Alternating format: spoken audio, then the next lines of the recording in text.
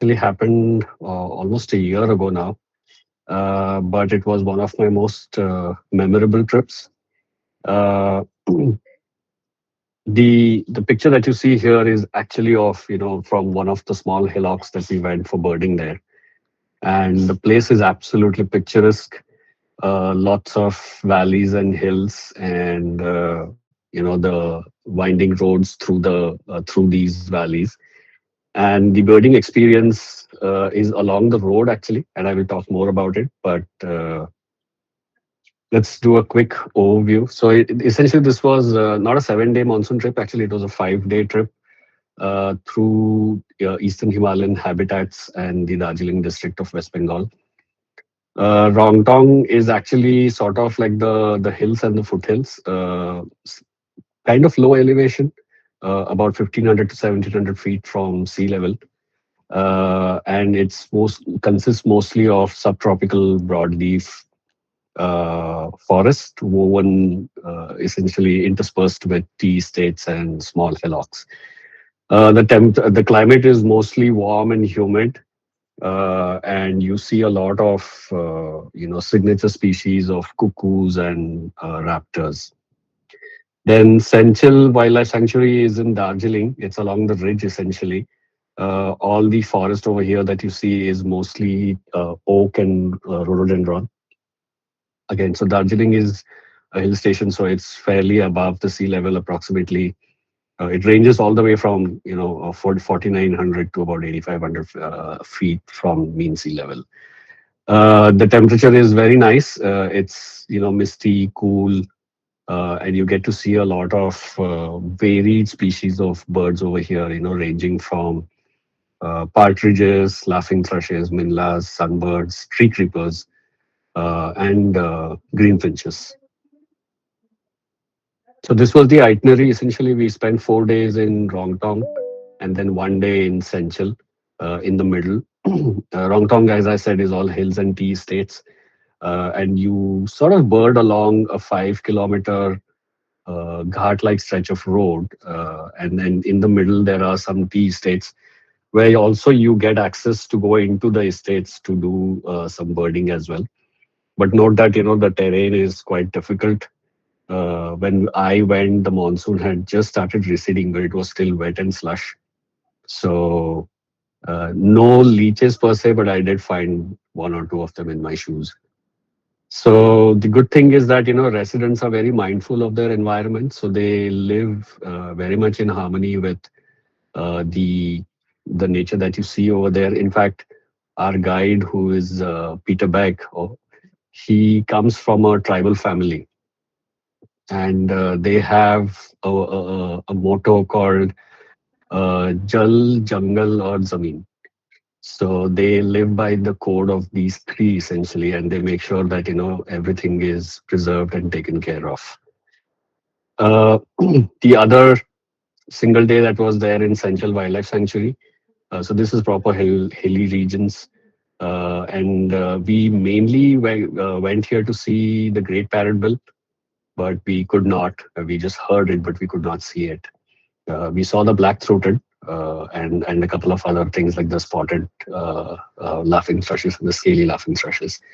We also saw, I think there's a white-browed piculet, which we saw, but I didn't get a photo of it. So that was something very special again. Uh, so the parrotbills are highly dependent to the habitat which is present in Senchal.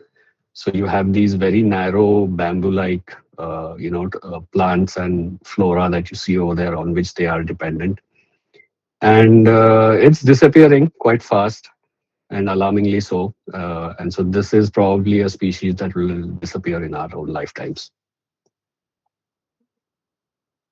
So some logistics. The nearest airport Wow. is sorry, Sorry. Which parrot bill did you say? Great Parrotbill. Okay. Yeah, Yeah, also it's Rishikesh, I'm so sorry. yeah. I don't know if you're changing slide, but I can still see the introductory slide. So if you're changing, I don't know if. Oh, really? Okay, you can't Yeah, see the itinerary slide. no. Okay, hang on. Let me see. Yeah, Yes, same with me. Is it better now? It's better, yes. Let's see if I can do it to single slide.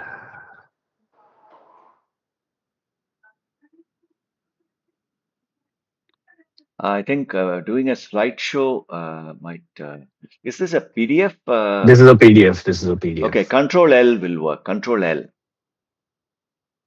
Yeah, nothing is. Really? Yeah. Uh, No, this is a different software. It's not Adobe Reader, oh, okay, okay. but let me zoom in. I think this would be okay, Now it's correct. right? So, okay. So I think probably this is where I should start from again. Yes. And okay, I'm just going to scroll because it's not happening the other way. Okay, so yeah, so Great Parrot Bill is where we were talking about. Fairly difficult to see. We heard them quite a bit, and we were probably a few feet away from them, but we just couldn't see them. And I mean, so the Senchal essentially is like a wildlife sanctuary that goes along the side of a road. So on both sides of the road is the sanctuary, and through the sanctuary is this road that goes. So you see quite a bit of species around that bit, and then there are offshoots that kind of keep going from the road where you can go and see some more specific species as well, which I will come to in a little bit. So some logistics. The nearest airport is Bagdogra, and it is about an hour away from Peter's place. And he usually arranges for the transport. Uh, so what happened is that I went alone because I didn't have a group with me as such. And so he had put together a bunch of solo travelers as a group.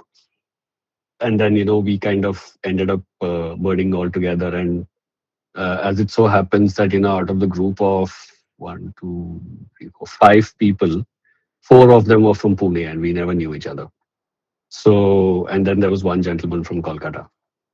And so we went as a group, but what he recommends is essentially coming in as a group uh, with a target species list. And you should share that list with him beforehand so that, I mean, it probably goes against, any birding norm per se, but then he goes and, looks for those species. And once you're there, you're not wasting time essentially doing that, which according to me is half the fun lost. But yeah, I mean, that's how probably people have been kind of like, pressurizing him. So, and that's why he says this. Anyway, so right next to Peter's place is the Mahananda Wildlife Sanctuary. In fact, I think where the wildlife sanctuary ends is where this guy's boarding place is. But we couldn't actually get into the wildlife sanctuary because the forest has an ongoing dispute with the guides in RongTong. So there was some incident that happened which apparently portrayed the forest department in bad light, and now they have a grudge against this thing. So these guys don't actually venture into the Mahananda Wildlife Sanctuary. Where we stayed was Peter's place again. He has a small homestay, and this is actually along. This is where um that hill train that you see, right? The Darjeeling train, which actually goes all the way from Darjeeling to I can't remember which place. Toy train. So it's right along the tracks of it actually. So you can see it twice a day go up and down. That was quite fun actually. So the place where we were staying was still sort of being constructed, so it was okayish. Many people also prefer staying in hotels in Siliguri, which is quite close by, I think about 30 minutes or so. And then they do kind of they commute, like they come till Rongtong, and then in the evening they'll go back again.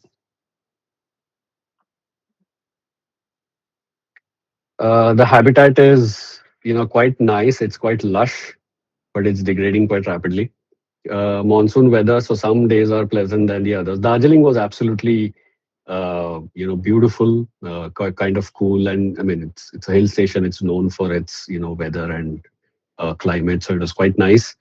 But Rongtong as such was very hot and humid, and I mean in the nights and all, it was cool in the nights, but in the day it was kind of warm. Mostly the trails, if you were to so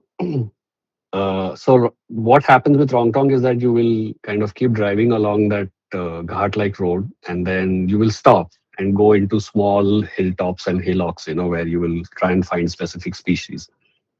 So when we went to actually see the black baza, we actually had to climb down into a valley, and that was quite a steep valley actually. And that was all slushy, and and that's a tea estate. So you are going through a tea estate into the valley. And so that time, I mean, if you're wearing your normal trekking shoes and all that, they're going to get muddy really quickly. So it's if you're going in this month, it's best to carry gumboots with you.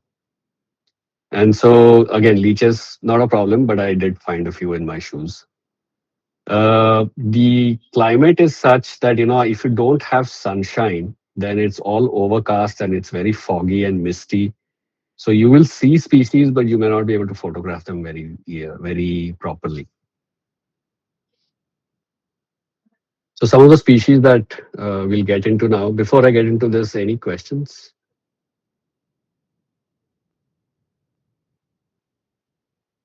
Okay, perfect. So total, I mean, I will come to the species count towards the end, but I think I ended up seeing about 93 species over 5 days, out of which 44 of them were lifers for me. And so because I had also been to Manas wildlife and all that, you see quite a bit of overlap between the two regions as such. So the black-crested bulbul, the Asian barred owlet, you see in all the both the places. The baza, of course, was the highlight. I mean, we saw both the black baza and the Jordan's baza, and quite a few barbets and bee eaters. The rarities of which we just can dream about in Pune, but never get to see that.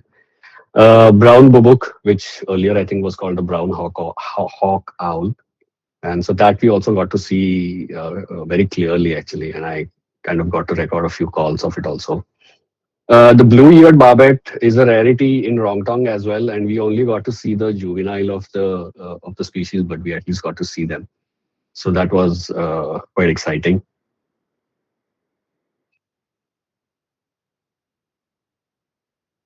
So one of the species that I really wanted to see was the collared falconet, and which I did. And while you see only two of them on a tree branch here, this actual photo is like about six of them on the same tree. And that was quite exhilarating to see that actually, because I've never seen so many collared falconets in one place. So that was pretty cool. This signature species of Rongtong essentially are the cuckoos, the Indian cuckoo, the violet cuckoo, the Asian emerald cuckoo, and the large hawk cuckoo. So you get to see all four types over there. Indian, sort of a rarity, a large hawk also a rarity. But violet and Asian emerald, we saw quite a bit actually, and we saw both male and female. The Rufus and Prinia is also again another rarity which you get to see only in the hilly regions. I think at a specific altitude. I can't remember what the altitude is, but you get to see them only there. And we had to go to a specific place to see them. Uh, so that's the Rufus and Prinia. Then of course both the nuthatches, the chestnut bellied and the velvet fronted. So The the cuckoos, fal yeah. sorry, Hrishikesh. The falconets, was it a difficult trek or No, you're not trekking essentially. You are wow, from the road? from the road, yeah, from the road. Wow. And so I think the only trekking that we did was for the bazars and the cuckoos. Okay, okay, okay. So the violet cuckoo and but it's not too bad. I mean, you don't, for black bazaar, we really had to trek, but for the Okay. others, it was fairly okay. Oh, the emerald looks so pretty. Oh, yeah, yeah. I mean, you won't, if you see it like that, you'll be like, this is just some toy kept on a tree when Yeah. it's like that. It looks phenomenal. Like, I mean, I couldn't believe it when I saw it the first time. It's just too beautiful. And so then there's a photo of which I have of the violet and the emerald on the same tree looking at each other. It's a very funny photo actually. So, but yeah. Um, then the Indian cuckoo again, which I wanted to see, and I finally got to see it again from a very far off distance, but I still got to see it. Then we saw the blue bearded bee eater, which again is quite a rarity. Great barbet, of course, you do see it quite this thing. The green-billed malco also is there in quite a bit of numbers there, but you don't see them very often. This is the best photo that I have of it. Great hornbills, of course, you kind of see them, throughout the entire stretch. Then the greater yellow nape, yes. These were quite vocal actually, greater yellow nape, and this is we saw them in the same place where we saw the cuckoos. Then the gray-headed woodpecker, from what I'm told, this is a difficult to see species, but we actually saw them quite easily, so that was quite nice. The hill myna, of course, which you don't see very often. We also saw two specific species of pigeons. I think one was I can't remember the name of it, but there were three species of pigeons that we saw. Um, Imperial, I think, imperial pigeon, and then the other two were something else. I will come back to that. Then, of course, the Jordan's Bazaar. We actually saw quite a few Jordan's Bazaar. I think we ended up seeing approximately six individuals, and out of which two were juveniles. And we saw also the juvenile sort of chasing the mom and hounding her for food. The large hawk cuckoo, of course, again was a very delightful surprise. They are very very shy, and I mean, from whatever the guide tells us, they thick-billed and pintail, correct? Thick-billed and pintail pigeons. Thank you, Shefali. So the large hawk cuckoos, I mean, we really had to drive very high up towards a specific hill, and that's where we finally saw the large hawk cuckoo and the crested goshawk.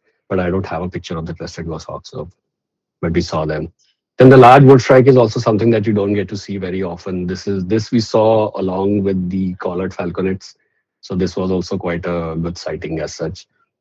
The long-tailed broadbill, which I kept hounding Peter through the trip, and we saw these right at the last day, actually. In fact, on the last session that we had. So I saw them, and finally, I had told Peter that I'm going to save his name as large long-tail broadbill now. So if he doesn't show me those, so he finally did. Then we got some good pictures of the broadbill as well. We got a picture of the mama feeding the chick, which was quite nice. Then the speckled picolet, sultan tet, and this was a oriental honey buzzard, which was a slightly different morph, or darker morph, so which was interesting. Again, the chestnut-headed beater and the velvet-fronted nuthatch. So these are now species from the Senchal Wildlife Sanctuary. The most rarest of them is the rusty flanked tree creeper. Hrishikesh, I am still Yeah, seeing the RongTong species highlights. Have you moved to the next slide? yeah. Is everybody able Okay, to see Senchal, or is there everybody able to see? Yeah, yeah. Now we can see Sensual now. I can I also see Okay, essential. see. Yes. okay. Something. Okay, okay, Do you you can want me to continue. stop sharing and reshare? No, no, no. I think something is slowing down my system. Let me see what's going on. You can Okay, continue, Hrishikesh. Yeah. okay, okay. So Senchal, one of the most rarest ones that we saw was the rusty flanked tree creeper. You don't get to see these very often, but Peter being the what you say the savant in essentially spotting species was able to show us this as well. The others was the yellow-breasted green finch, which you again don't get to see a lot, and then the aberrant bush wobbler. So the aberrant bush wobbler was so flitty, right? That it took, and then the weather also was very misty. So photographing them really took some efforts, and but we finally did get to see them as well. So that was quite a thing. So the black-throated parrotbill, you get to see they're a little bit more bolder than the great parrotbill, I guess. But they are incredibly good-looking birds, actually. So very cute. Then the red bill leothrics, again, you see them fairly everywhere. The five-tailed minla and the green-tailed sunbird were again sort of rarities because we saw them maybe for a few seconds before they kind of vanished. So those two were the signature species again. Five-tailed sunbird, we saw quite a few individuals and for quite a long time actually, so which was quite nice. Then there is a small cafe near somewhere in the Central Wildlife Sanctuary where they've made sort of like a makeshift hide, and from where you can see the hill partridge and the white-throated laughing thrushes as well. Total about so this is like the entire checklist, the list of species, and about 93 of them. The trip report is here. Actually, let me see if I can.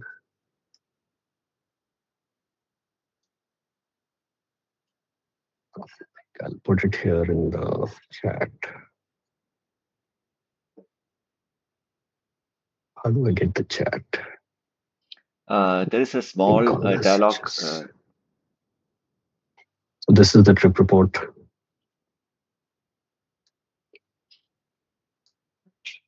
And that's it. I've left Peter's number. It's here. Oh, by the way, we also saw the Oriental Scops out, and that was right at the place where we were staying. But I couldn't photograph them. Okay. And so Ankit, he is Peter's cousin, and I haven't seen anybody spot owls as good as him. I mean, he's just unbelievably good.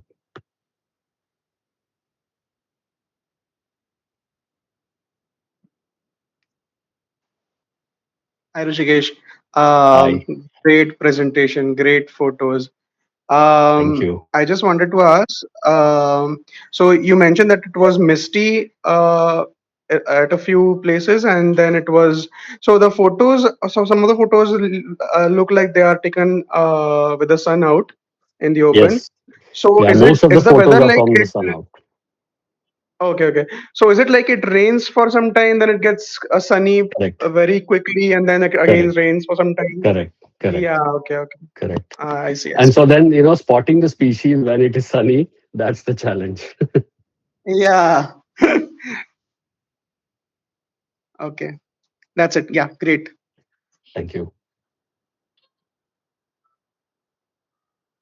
Amazing presentation, Rishikesh. Thank you, Gopal. Yeah. Rishikesh, a quick question at my end. Abhijit Yeah, here, by Vijit. the way. Hi. Yeah, yeah. Hi, Vijit. Hi. Thanks for very nice presentation and beautiful photos, of course. The parrot bills are very tough. I I'm know. not sure how you got the other. I think you got the black throated, right? You said. Correct. Yeah, the black Yeah, throated. that's the tiniest parrot bill, man. Acha. It's very weird. I mean, I visited Mishmi Hills long time, some time back, and they just darted. No chance of photography. I have no clue how you did that.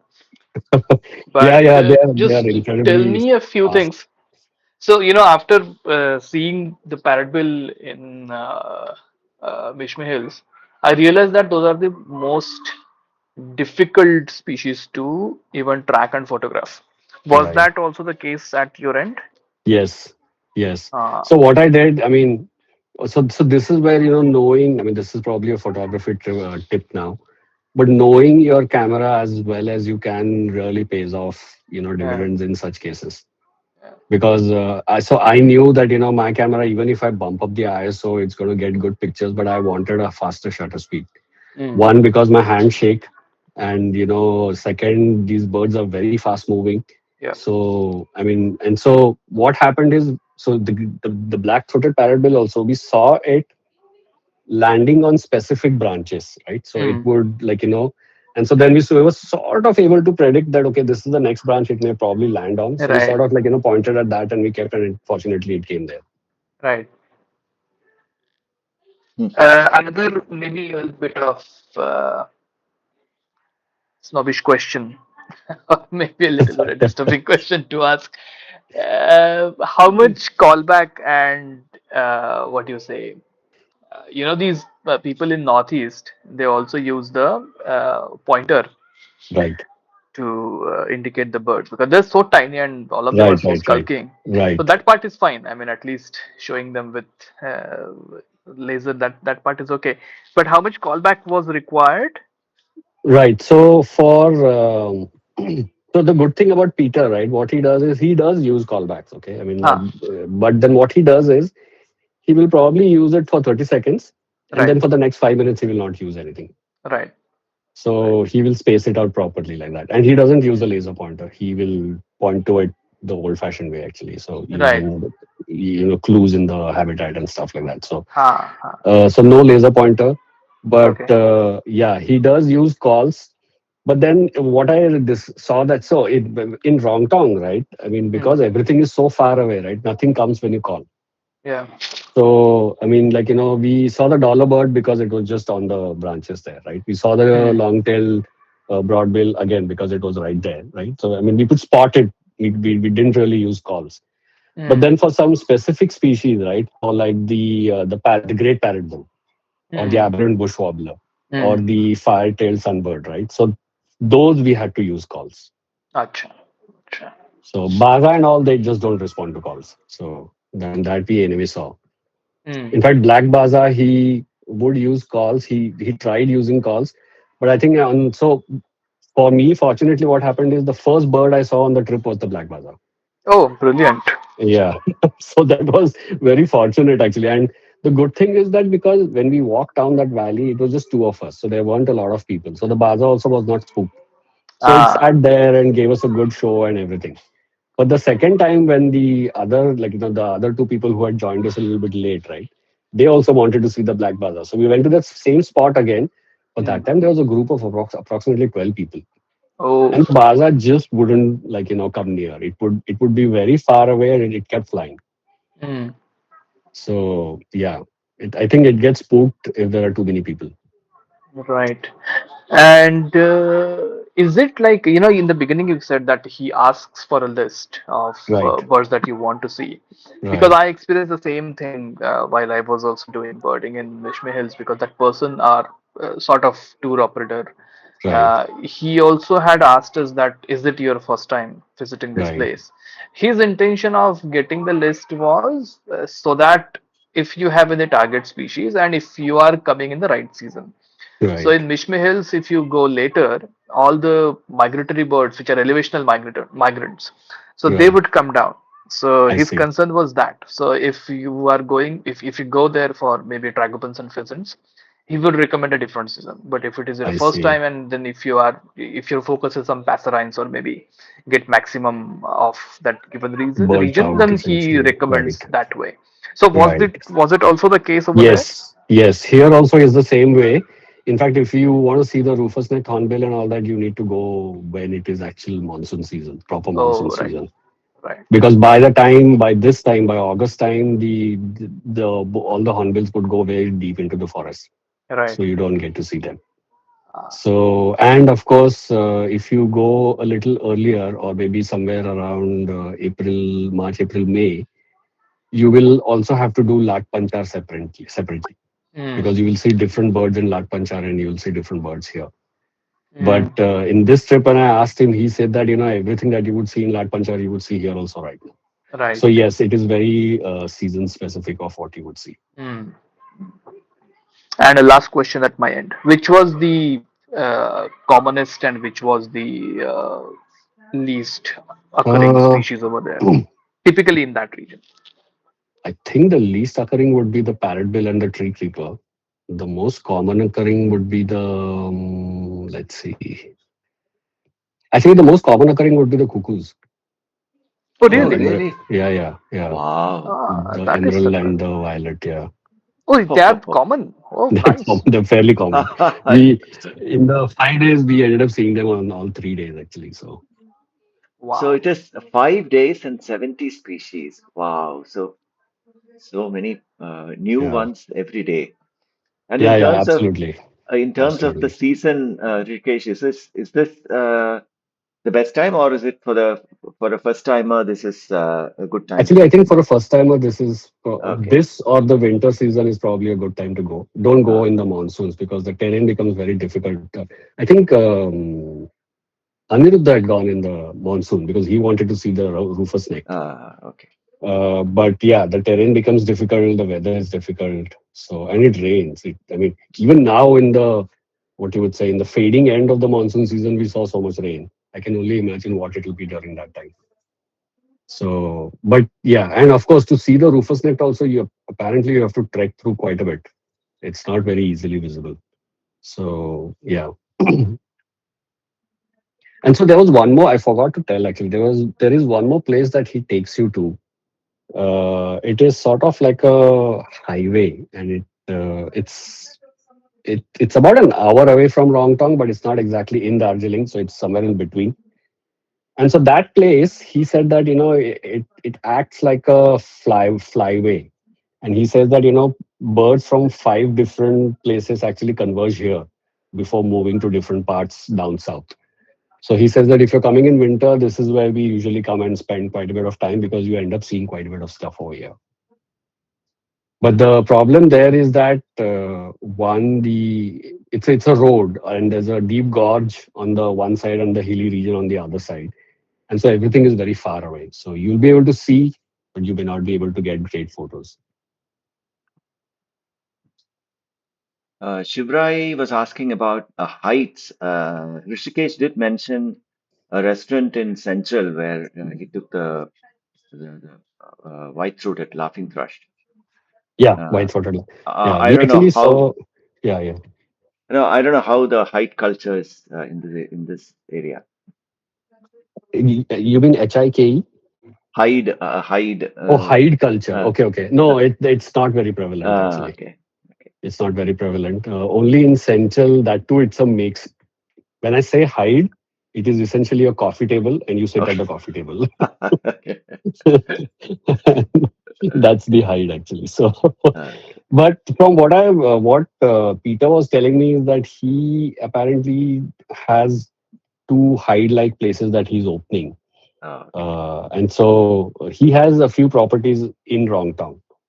So Okay. in one property where he actually stays, so that place, he says that, there at the back of his house, I think he has like a lot of hilly and forested regions where he's planning to open a hide of sorts. But yeah, so oh, and I mean, there were two instances where we came very close to this melanistic leopards. Oh. So Okay. yeah, you may come very close to them. So do not venture out in the evening thinking, oh, very nice hilly region, I'll go for a nice walk. No, it's sort of Okay. dangerous to do that. And how You was the you saw accommodation? them. So one we could hear because it passed very close from us. And so because it's a hilly region, right, they keep going up and down the hills. And in the other one where we were coming from the vehicle, I was sitting at the back of the Jeep. And when we passed, I could see it cross the road and go into the hills actually. Wow. So yeah, they're quite prevalent, and people also take precautions. He also took us to a place where we wanted to see the mountain hawk owl, but we could only hear it. We could not see it, and that's when we had the second encounter with the leopard because we could hear rustling and we could hear that growl that the leopard does, and it just like took into the hills because there were like about 5 or 6 of us standing there, and we were making a little bit of noise. I think so. That's why it got spooked. So how comfortable was the stay, Rishikesh? Stay was fairly comfortable. I Okay. mean, if you're expecting like 5-star accommodations and all that, then no, may not be. Oh, But okay. 2 to 3-star accommodations is what I would describe it as. Oh, wow. Okay. The food was also nice. Food was so-so because Okay. I think it being a hilly region, their supply chain is sort of thin. So you get to eat a lot of YY noodles, but Okay. it's like Maggie, but they call it YY over there. Okay. So you get to eat quite a bit of those. You will have like it is sumptuous, but it's not like very fancy or anything like that. I mean, I at least liked it. I mean, you can't expect more than that in places like these.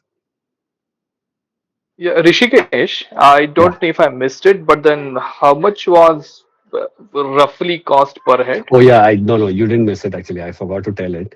Uh-huh. I paid 7,000 per day, so 35,000 I paid for the entire thing for the 5 days. And does that include the local travel? Everything. It includes Oh, everything. oh, that's nice. Yeah, yeah. I mean, the Including stay, the food.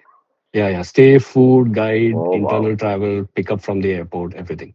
Oh, brilliant. Yeah, Wow. yeah, yeah. Oh, that is reasonable. Very That's reasonable, fairly I would reasonable. say. Yeah, that's fairly reasonable. Ah, nice. And so from here you go to what? Kolkata and then change the So Calcutta. flight. Is that the case? your end destination is Bagdogra. So either you go Okay. from here to Delhi and Delhi to Bagdogra, or Okay. you go from here to. I think we went to Guwahati. And from Guwahati we took a flight to Ah, Bagdogra. ah, ah. There is now a direct flight from Pune to Bagdogra. Oh, there is okay. Yeah, it's Oh, Okay, just nice. started. We just came back by that flight. We I took that see. flight too, so I think it operates about 5 days a week. I see. Okay, Yeah, that's wonderful. That's yeah. good. And so one of the things that you should, if you get a window seat in the flight, when you're flying out of Bagdogra, you see the Teesta River through the flight, and it is absolutely gorgeous. It's the view from the this thing is just phenomenal. So if you are traveling, be sure to catch that as well.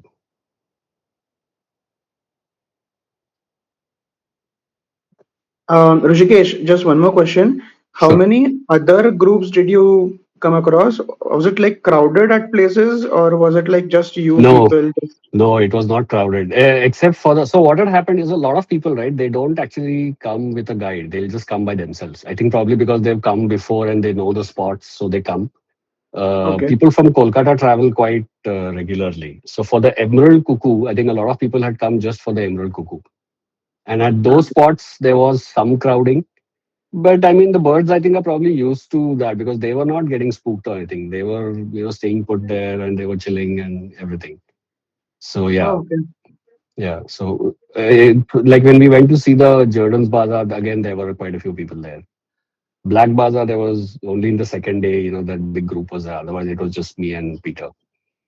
So Okay. yeah, it again depends on, like, if you're going on a weekend, then you will see a lot of crowds. But if you're going on a weekday, there's hardly anybody.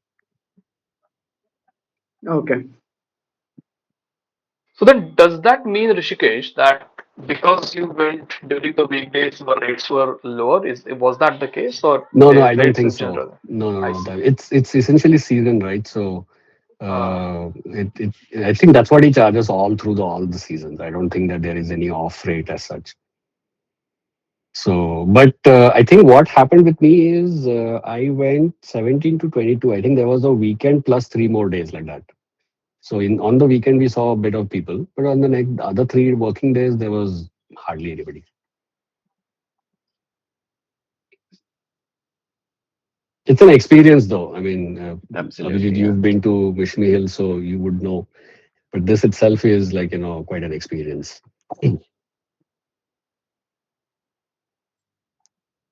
So you think 5 days are sufficient, Rishikesh, or Yeah, yeah, you yeah, would yeah, have yeah. liked to More. spend? Okay, No, no, 5 days is sufficient.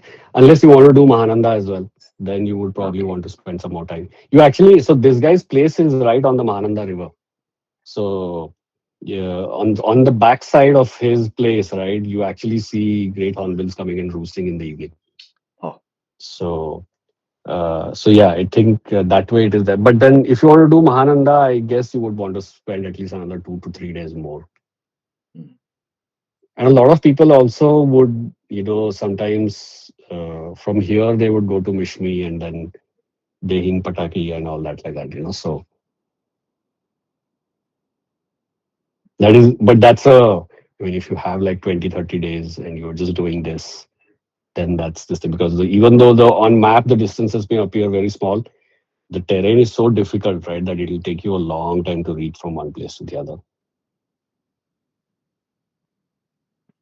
But the habitat is just pristine. It's very beautiful, very, very beautiful, untouched landscapes. So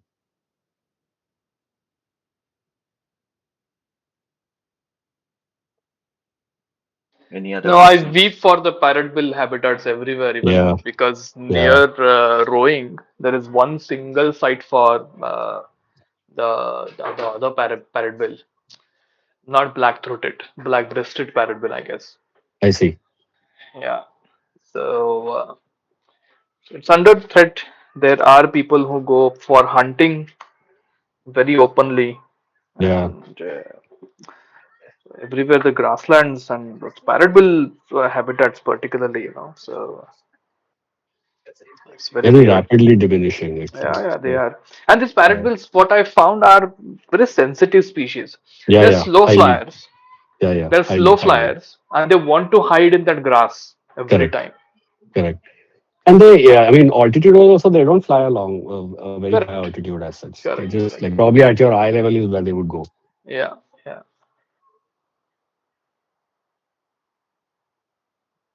But very unique birds, very, very Oh, unique birds. it is certainly. In fact, we made it a point while we visited Mishmi, we made it a point that, we have at least half a day just for this species, Parrot bills. Yeah. parrot whales. Yeah. Right. So, Shefali, what was your experience like? Oh, we had a great trip. We in the 5 days we had about sighting of about 123 species, out of which about Lovely. 24 were lifers for me. Wow. And Yeah, did you and we got any signature species that you could remember? yeah, we got a few of parrotbills and stuff like that. So we will get in touch for a trip report, Few Shefali. of them, but we didn't Yeah. see the emerald Actually, you're fading away. So, is it me Yeah. or is No, is I think her network. Your I audio see. was not clear, Shefali. Can you repeat? I think she dropped out. Oh, I see. Yeah, I think I am I better Oh now. yeah, yeah, yeah. Yeah. So I said we missed out on the uh, both the cuckoos, the violet and the emerald. The emerald they said hasn't come in this year till now. Oh, The violet, yeah, hasn't come in at all. There's been no sighting of the emerald this year. The violet was there, but we missed it. I And see. but we did see the Himalayan owl, which Oh, was wow. at Senchal, which was like a great sighting. Yeah, We yeah, I got can two of the imagine. parrot bills. We got the brown and the black one. So we got two Okay. of the parrot bills. We also got the tree creeper, so which was nice. Nice, right. Yeah, so I will share the trip report. Yes, Just give Done, me a done. minute. I think Gopal, we got the next candidate. We will next victim is Shefali. Yeah, I just agree with Nachi. Himalayan owl is just it insane. it was really crazy seeing it, and we were trying to search for the parrot bills, and it was really misty, and it was about to rain, and we walked out from there, and Parag said, "Give me 5 minutes," and there it was, right, like eye level So cool. uh, uh, kind of Spoiler You went with alerts. Parag Gurung, is it? Yeah, we went with Parag. Wonderful. Okay. So I've just come back like 3 days ago, and Oh, that's where wow. we realized that we have direct flights now to go and come back. Oh, So it was nice. really nice. Yeah. So 3 hours Nice. flight from here, which really saves a lot of time and trouble. Yes. Yes, it does. In fact, now that there are these things, I'm going to bug Peter for a owl trip. Just owls, Don't show me anything else, but just show me owls. Right. I'm just the link. any other questions?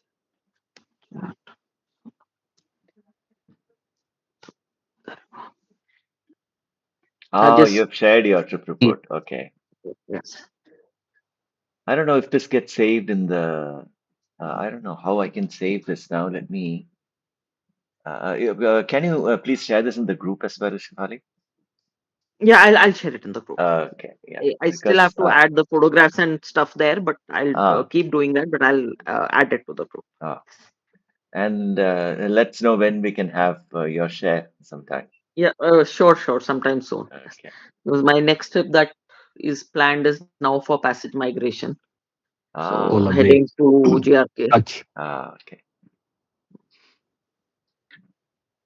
So That's a good trip, huh? I mean, I went there last year, I've done and it it was twice already. This is my third visit. fantastic, Yeah, and fantastic. for us the luck was first trip we got everything, including the Eurasian owl and the nightjar, and we covered all the Lovely. species. But it's just something I like doing.